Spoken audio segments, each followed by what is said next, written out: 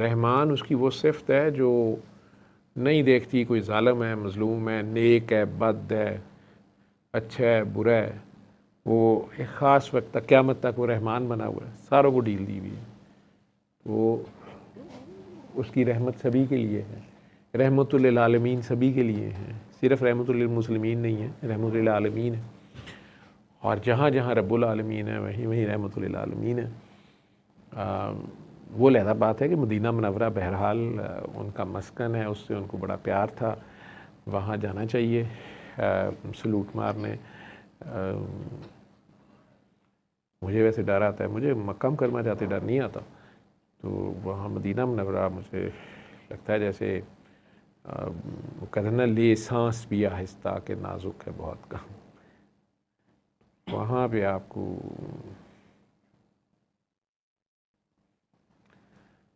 मकाम अदब जिसे कहते हैं, इश्क का काबा जो है वो मदीना मुनव्वरा है। इबादत का काबा आपका हरम पाक में है।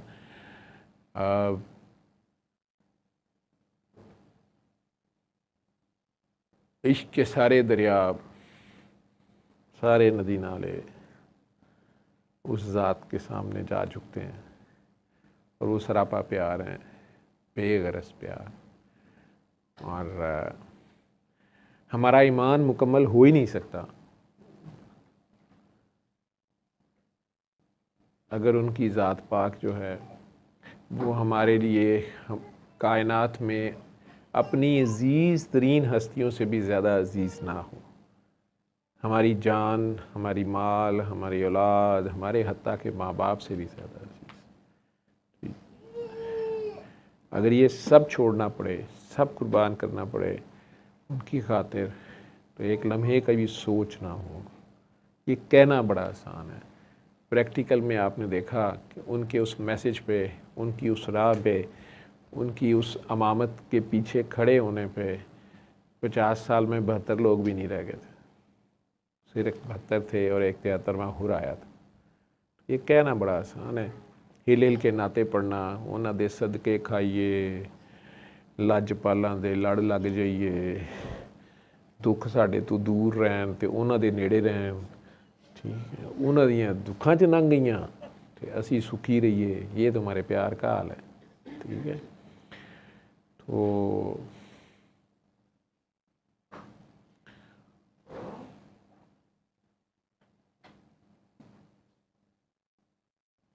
मुझे याद है 2005 में मेरी किसी ने शिकायत लगा दी, अब तो पता लग गया आप लोगों को, शहबाज शाह साहब ने लगाई थी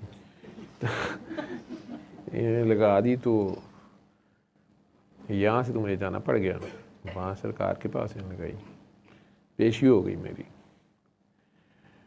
वहाँ चले गए तो मेरा ख्याल था बस डांट डपट होएगी, कोई सज़ा मिलेगी, उसके बाद वापस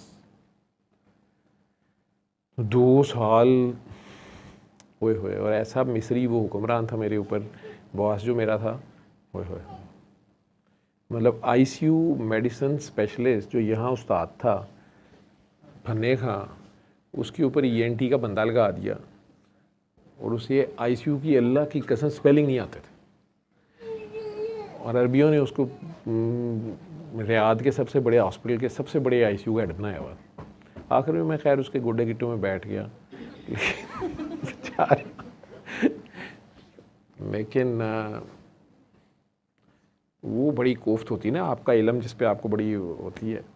अब वो आपको एक ऐसे बंदे के अंदर काम करना पड़ जाए, जिस तरह खालिद साहब एक बार दुबई इंटरव्यू देने गए ना, मेरे से छोटा भाई, तो इसने सुबह मेरे से बात की, कहता है कि मेरा वीज़ा एक्सपायर हो रहा है, लेकिन आज मैंने अप्लाई करना है कि मैं और महीना यहाँ में मैं जॉब ट्राई कर लूँ, तो फिर नहीं तो फिर मैं आ जाऊँगा।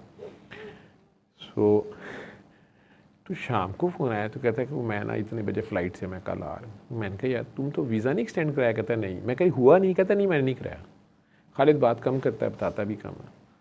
तो खैर जब आ गया तो कुछ दिन तो हमें यही समझे जॉब नहीं मिली है वो, तो हमने कहा तुमने, मम्मी ने फिर आहिस्ता से एक दिन शायद कहा कि तुमने एक्सटेंड करा लेनी थी, तुमने वहीं ट्राई कर लेनी थी। कहता है अम्मी पहले तो मुझे पता नहीं चला, तो एक दिन तो मैंने बर्दाश्त कर लिया। मैं वो टैक्सी रोकी, मैं पता नहीं बैठने लगा, this is way back I think 2013 में शायद। तो कहता है वो उसने एक आया तोप वाला और अचानक गाड़ी में बैठ गया। तो मैंने कहा भाई मैंने रोकी है उस वक्त, अभी ये काम नहीं शुरू हुए थे ऊबर शूबर। तो कहता बड़े गुस्से से मुझे कहता है कि ये मेरा मुल्क है, तुम कौन होते हो। तो मुझे बड़ा अजीब सा लगा उसका ये कहना। मैंने कहा अच्छा। तो कहता है लेकिन मैंने ना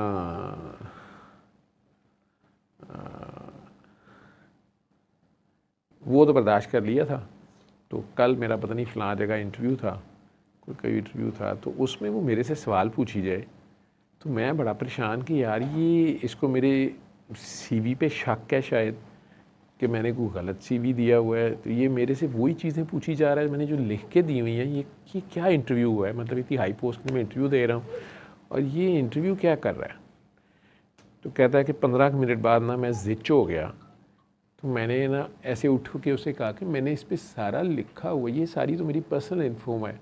कहता जब मैंने देखा ना तो उसने फाइल ही उल्टी पकड़ी हुई थी। कहते उसने मुझे क्या कह रहा था, मैंने उससे फाइल ही, मैंने कहा thank you very much, I am not interested. तो मैं सीधा एयरपोर्ट आ गया। तो मेरा वहाँ रियाद में ये हाल था कि मरीज़ के ऊपर सारी रात लगा के, वो 3-3 साल से पेशेंट वेंटिलेटर्स पे थे। तो मेरे साथ जो 3-4 लड़के बड़े अच्छे थे, आसिम और हमने लोगों ने ना डिफरेंट शिफ्ट्स में ड्यूटी लगवा के, तो हमने उस पेशेंट्स पे मेहनत की। उन्होंने वेंटिलेटर से ऑफ़ कर दिया। वो जिस दिन पेशेंट को बिल्कुल ऑफ़ किया हुआ रात सारी, और वो विदाउट वेंट और हर चीज़, और पेशेंट साहब बैठे हुए, वो रोड एक्सीडेंट के कई पेशेंट्स हैं। तो मुझे याद है कि मैंने सुबह राउंड पे अपनी तरफ से बड़े फ़ख्र से उसको दिखाने की कोशिश की कि ये देखो ये पेशेंट जो वेंटिलेटरों पे थे बेचारे, they are back to life, और ये कॉन्शियस बैठे हुए हैं और ये वेंटिलेटर के बगैर हैं या कुछ। उसने जिस तरह बेइज्जती शुरू की ना बात में, उसको जैसे जिसकी दुम पे पाँव आ गया। और साथ ही उसका हरकत ये होती थी कि बेड के नीचे उंगली लगा कहता है ये मट्टी क्यों लगी हुई है। अभी डॉक्टर का चक्कर है बेड के नीचे तो कहीं मट्टी हो। तो मुझे अभी तक याद है कि वो मैं हक्का बक्का उसकी शक्ल देख रहा, मुझे कमरे में ले गया और मुझे जाके कहता तुम्हारा दिमाग ख़राब है, तुम इन पेशेंट्स को शिफ्ट करोगे, ये बेड खाली हो जाएंगे और यहाँ पे ये सौदे जो हैं ये अपनी मर्ज़ी के पेशेंट भेजेंगे, तो इतने बेड इकट्ठे नहीं खाली करने हैं। उनको एक्सप्लेन कौन करता फिरेगा इन्हें, उनकी डेथ्स हो जाएंगी। स्टेबल पेशेंट अंदर आने तो तुम्हें पता नहीं। वो सारा आईसीयू उसने ऑक्यूपाई किया हुआ था इस तरह के पेशेंट्स के साथ। तो ऐसे बंदे के साथ आप क्या काम करेंगे, उसे क्या काम दिखाएंगे, उसको क्या आप करेंगे। मैं नाम नहीं ले रहा तो चुगली हो जाएगी, मैं सिचुएशन बताना चाह रहा हूँ। वो मेरे जैसे बंदे के लिए वही सज़ा काफ़ी थी। शहबाज शाह साहब को मैं दुआएं देता था। तो उस वक्त तो मुझे नहीं पता इन्होंने शिकायत लगाई है। मैं वापस आया तो ये मान गए कि मैंने लगाई थी। लेकिन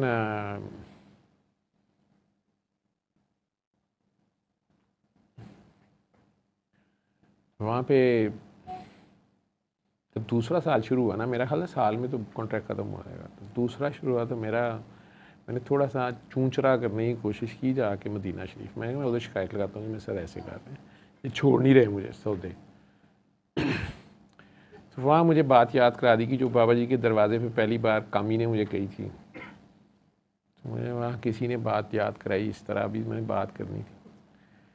तो कोई किसी को कह रहा था इत्थे आई दा अपनी मर्जी दा, जाई दा सरकार दी मर्जी। मैंने तो बात ही नहीं की। मैं कहा लो जी जवाब लभ गया, बह जाओ इत्थे ही। खैर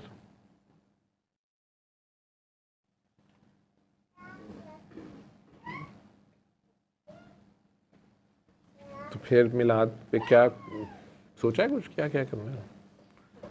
अब वो ना तो कोई नहीं पड़ेगा कि दुख साढ़े तो ऊपर ही रहते। आओ मदीने चले, मदीने उनके, मैंने कहा ना उनकी ज़ात बाबरकात को हर वक्त साथ रखे बंदा और उनकी सीरत पे अमल करे। जो बर्दाश्त, जो ज़र्फ़ उनका है, पत्थर खा के, दांत शहीद करा के, बच्चे ज़िबा करा के दुआ देना, दुश्मनों के लिए भी दुआ करना, और ताइफ वालों के लिए जन्नत लेके गए हैं, वो पत्थर मार रहे हैं और फिर आगे से उन्हें जन्नत दे रहे हैं, फिर उनके लिए दुआ कर रहे हैं, उनकी नस्लों के लिए दुआ कर रहे हैं। हमें कोई अपने घर में ज़रा सा हमारी तबीयत के ख़िलाफ़ बात कर दे तो जनाब झगड़ा हो जाता है, मारा पिटी। खैर, सल्ले अला सल्ले अला सल्ले अला सल्ले अला सल्ले अला शफीना